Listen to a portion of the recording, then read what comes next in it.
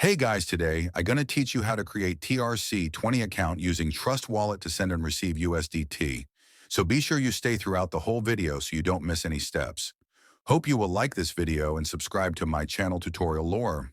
Let's go for how to create TRC 20 account using Trust Wallet to send and receive USDT. First, you have to open your Trust Wallet application in your smartphone. After that, you have to refresh it for better experience.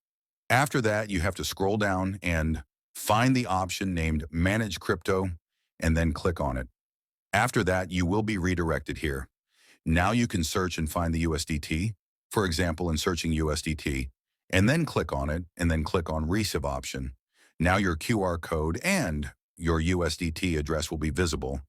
You can copy it and send it to the person whom you want to receive. So this all in today's video. Hope you must have understood that how to create TRC 20 account using Trust Wallet to send and receive USDT. There is no easier way than this. If you still don't understand anything, then you can comment. I will definitely reply to you or make a video on your topic. Hit the like button and press the subscribe, drop a comment. Thanks.